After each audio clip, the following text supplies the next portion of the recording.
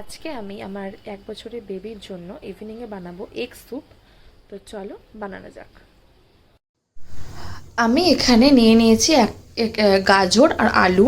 তোমরা চাইলে অন্য কোনো সবজিও নিতে পারো, আমি জাস্ট এই দুটো সবজি দিয়েই বানাবো। তো প্রথমে গাজরের আর আলুটার খোলা ছাড়িয়ে টুকরো টুকরো করে কেটে নেব। তারপরে এটাকে আমি ভালো করে ধুয়ে তারপরে সিদ্ধ বসাবো। তোমরা চাইলে আরও অনেক সবজি অ্যাড করতে পারো, যেহেতু বিকেলের টাইম তাই বেশি সবজি অ্যাড করলে কিন্তু বেবির গ্যাস হওয়ার সমস্যা থাকতে পারে।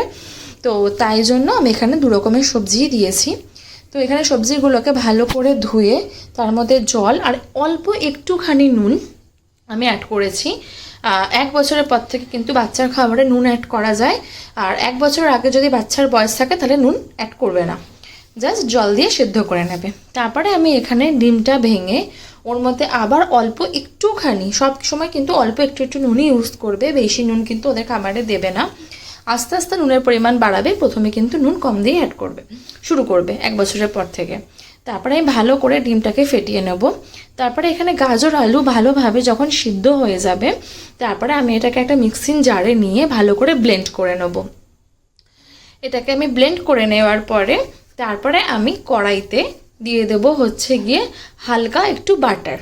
তোমরা চাইলে এখানে সরষের তেল অ্যাড করতে পারো, বাটার দিলে একটা সুন্দর স্মেল আসবে, তাই জন্যই বাটারটা অ্যাড করেছি।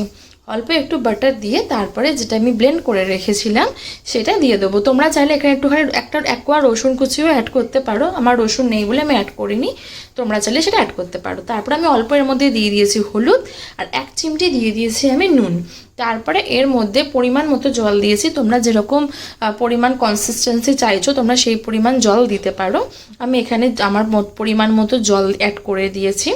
জল অ্যাড করে ভালো করে নেড়ে চেড়ে নিয়ে একটু ফুটে এলে অল্প অল্প করে ডিম দিতে হবে, আর কন্টিনিউ কিন্তু নাড়িয়ে যেতে হবে খুন্তি দিয়ে, নাহলে কিন্তু ডিমগুলো সব এক জায়গায় দলা পাকিয়ে যাবে।